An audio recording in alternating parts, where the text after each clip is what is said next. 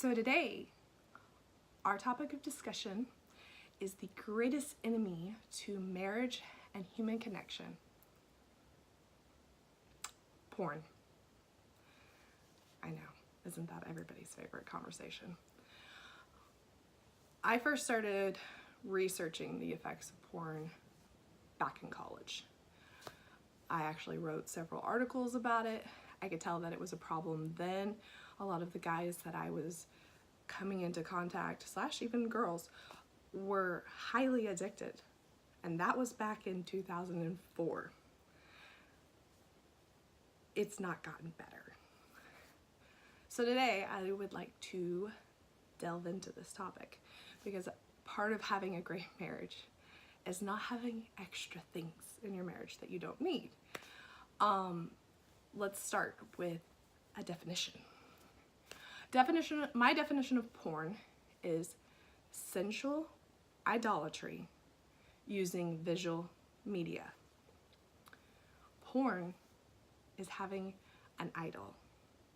It's something in your life that is not God, that you're obsessed about, that you are unable to control, that is driving you, that you can't just lay aside.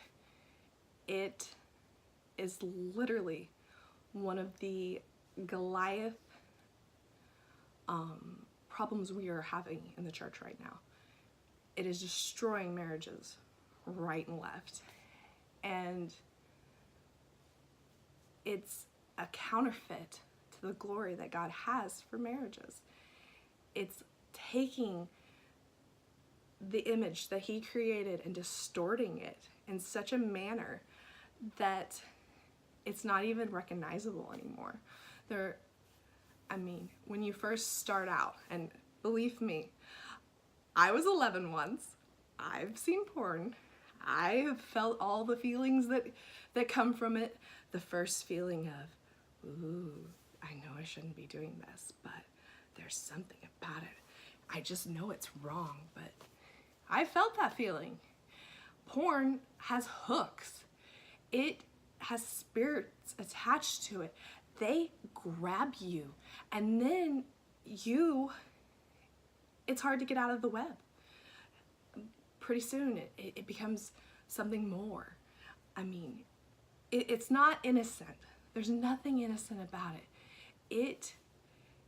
Once it sinks its little teeth into you, it is so hard to get out of. And that's what our poor kids are dealing with right now. We are not equipping them for this. We are not equipping them for what is the onslaught that is hitting them with the media and magazines. And most of the kids that grew up in the 70s, they had Playboy on their coffee table. They didn't know any better. This was their life. This was the lie that they were fed, that this was normal, and it is not. It is so not normal. It is so not good. So let's keep going here. Another characteristic of porn is it escalates.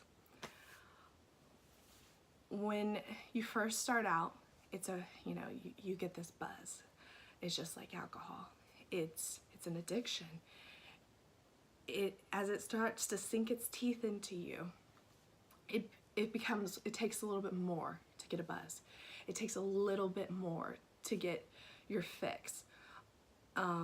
One of the prime characteristics of this, I believe, is someone like Ted Bundy. I don't know if y'all have seen it, but Netflix has a new documentary. It's the tapes of Ted Bundy, and it's horrifying. He started, as you start listening to it, he's just like, there is nothing in my life that would make this happen. But later on, it's basically one sentence in it. He says, if you were to create a psychopath that would do these 33 killings, you would first start with lots of porn. And that's exactly what happened. He was not satisfied with the small amounts of porn. I firmly believe he started getting into the even more sadistic, painful, hurting an actual human being in porn. And we can see the carnage that came out of that.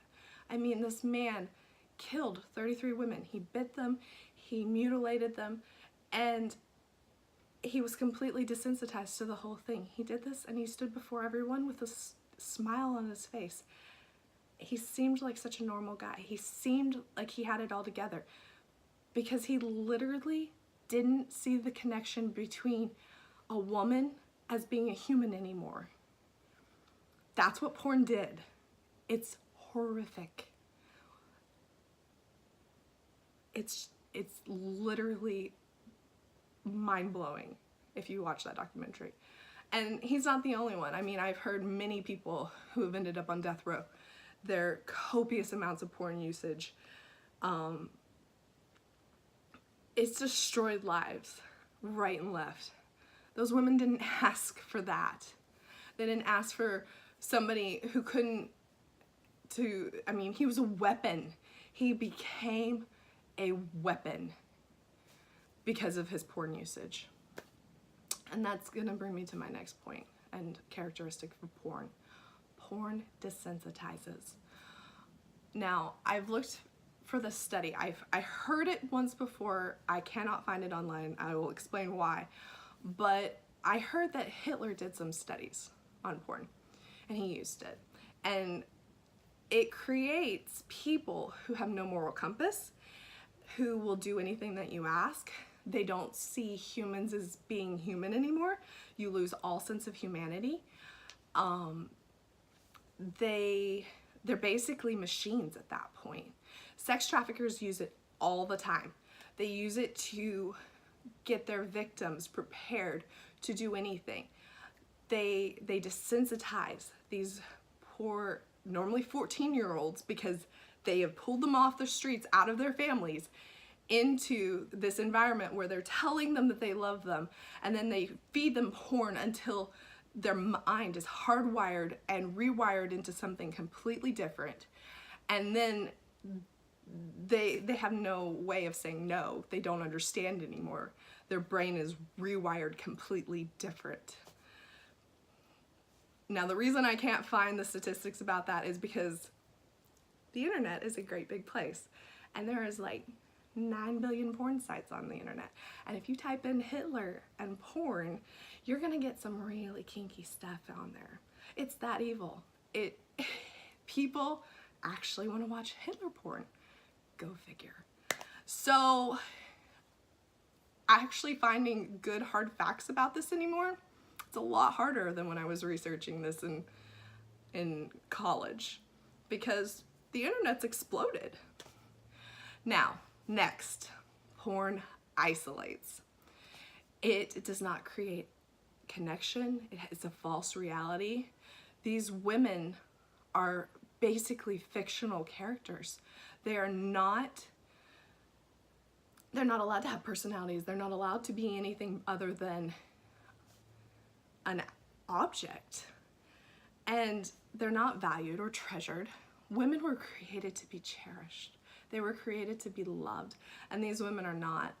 These women are salivated over. They are glossed over and made to be something that they were never created for. They were created in the image of Christ, and porn erases that. It completely just wipes away that like it's nothing. The next thing is, as I mentioned before, porn rewires your brain.